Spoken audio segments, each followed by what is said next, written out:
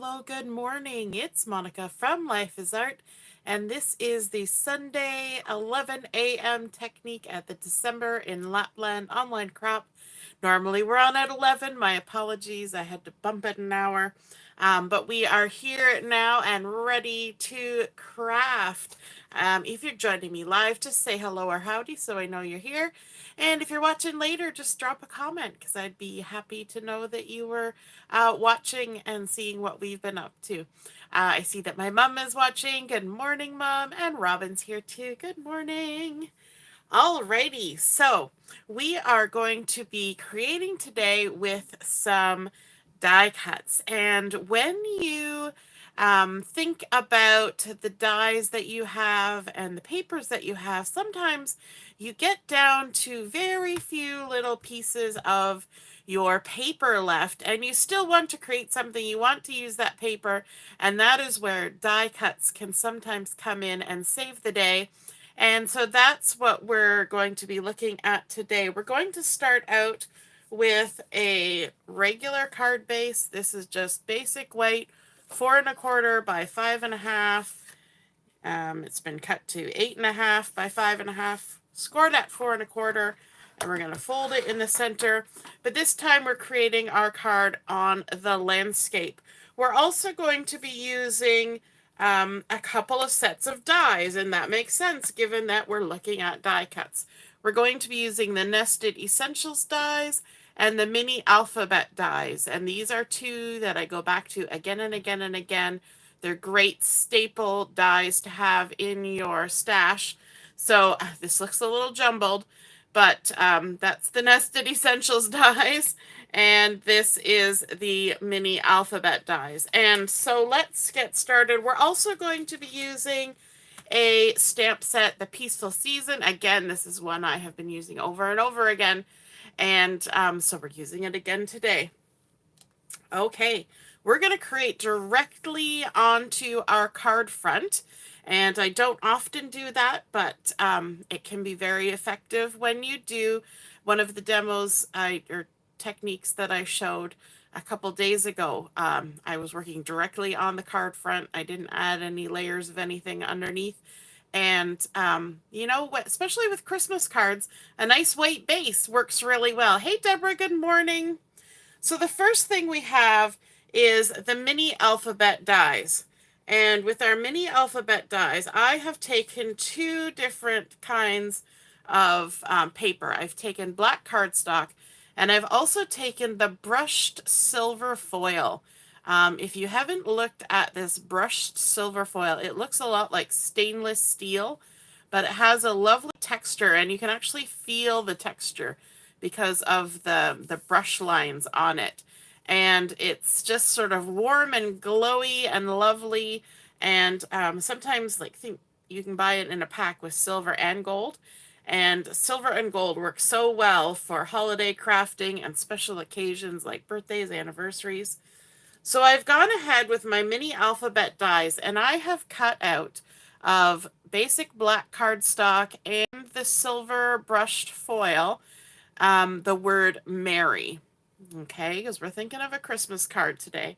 So I've got those sitting there. They're just sitting on scrap paper so I can move them around without getting them all jumbled up.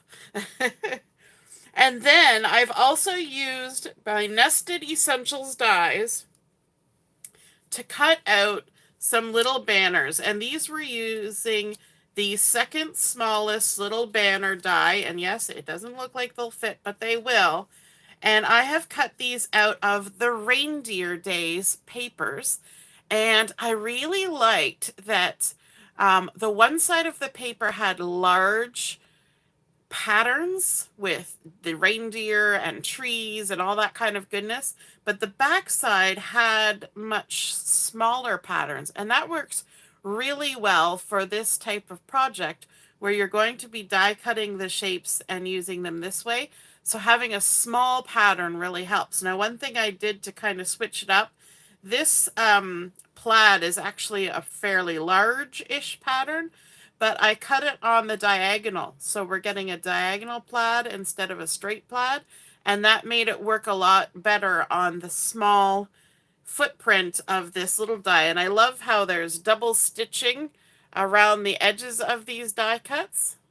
I don't know if you can see it there in the camera.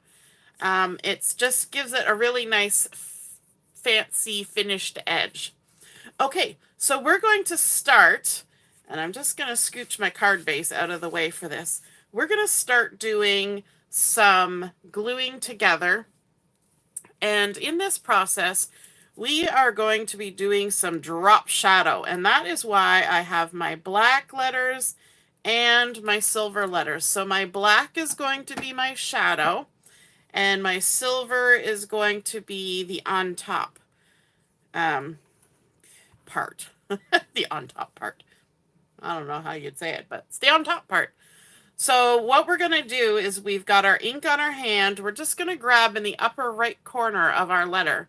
We're going to tap into the tiny little puddle of, did I say ink on my hand? Glue on my hand. I mean, I have ink on my hands 99% of the time anyway. And then what we're going to do is I like to put my fingernail right in the bottom left corner. And then we're going to lay this silver foil letter on, shifted a little bit to the right and a little bit up. And that creates our drop shadow. Okay.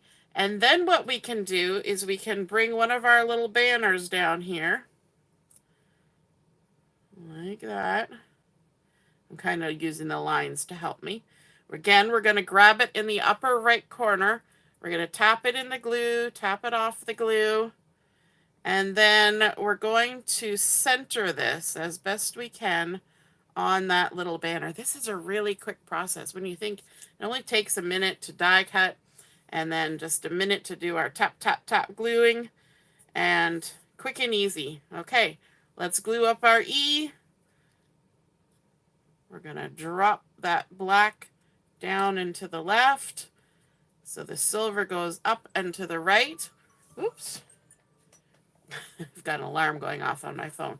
And then what I want to do is I want to bring two of these banners down here. Because I want to make sure that, yes, I'm centering it, but it also needs to look good next to the one beside it. Now, you may have noticed when I laid out my banners here that I have, let me scooch that one back up here. I have the two outside ones are sort of a white background with a lot of green on them. Do you see that? They're not the same pattern, but they have similar characteristics. And then the next two coming in towards the center are both very heavily red. Okay, they're different patterns, but they're heavily red. And then the center one is the most solid pattern. There's very little white on there, and it's green like the two outside ones. And so I kind of had that in my head when I was deciding which way to put these. Sometimes you just got to lay them out and then figure out what makes sense. But those ones kind of jumped out at me pretty quickly. And I thought it worked out well. Let's add a little bit more glue here. And then we're going to tap, tap, tap, tap. One thing when you're working with foil, now it's a little less of a problem with this brushed foil, but when you're working with foil, you really don't want to get adhesive on the front of your foil. If you have ever worked with foil, you will know what I'm saying. You get goobers of glue on the front of your foil, and it's never going to go away, and it will irritate you. But this brushed foil seems to be a little bit more forgiving because there's already some texture there. But by doing the glue on your hand, it minimizes the amount of over squish. Is that a proper word? Over squish that you get when using liquid glue. And, you know, having those tricks can save the day sometimes. All right, so we're just doing all our drop shadows. Glue, glue, glue. Because this is such a quick card too, which is good for today because we're running on time. Because this is such a quick, easily make several of these. You could think about doing this for birthday as well. You could spell out the word happy. Lots of different applications for it. And then we're going to bring back in our card base. And for attaching our little banners, we're just going to turn them all over and apply a couple pieces of dimensional to each. And I'm just going to kind of put one at the top and one at the bottom in the center. Top, bottom, top, bottom, top, bottom. And when you run out of octagons or hexagons, you just grab your scissors and you cut the edge pieces and use those. All right. So what I want to do is I'm going to start with my two outside ones first. I'm going to make sure we spelt this in the right order. So there's our M.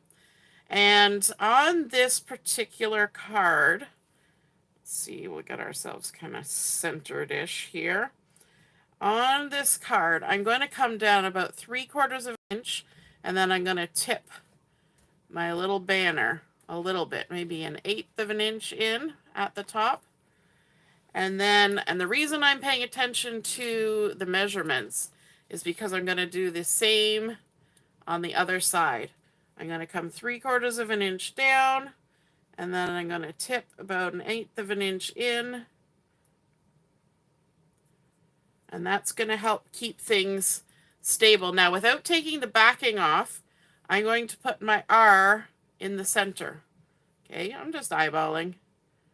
But then we're going to come back here. And hopefully this is the E. It is. And then we're going to just kind of eyeball where this is going to go. Like that. Put our R back in the center. And take the backing off our other R.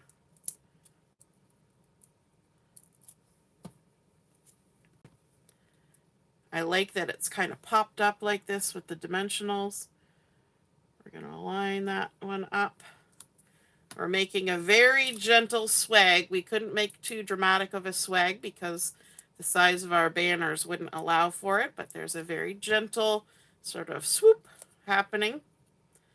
And then our R, and we just want to kind of make sure that it spans the gap in between those other two. There's a little bit of overlap in those spots, and that is that. Now, all we need to do is to stamp our Christmas, and like I said, I'm using the Peaceful Season for this, and coming in with some Garden Green ink, because that's one of the coordinating colors with the Reindeer Days papers. And we're going to ink up the word Christmas. Now, because we've done all the work on our card, this is a one-shot deal here. One and done. And I've just stuck my fingers in the ink. So let's try to get our card stamped without any other mishaps. Hopefully it's straight. Hopefully it stamps well. I'm just going to grab some tissue and try to get some of that ink off my fingers, because I will be sure to stick it on everything. I'll try to keep my hands off. Who else does that? Sticking their fingers in the ink. I know other people do it too. Then let's come in with some bling, and I have the Rhinestone Basic Jewels here. Look at that. I've got ink here, ink here. I don't have a green thumb, but I've got green fingers. Let's use our take your pick tool. We're going to grab one of these big sparkly goodnesses down here. Let's grab a smaller one.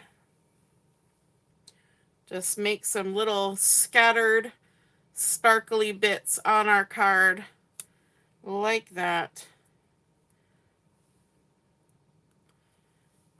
And we're going to do an uneven number. We're going to do 5 on here, just like that.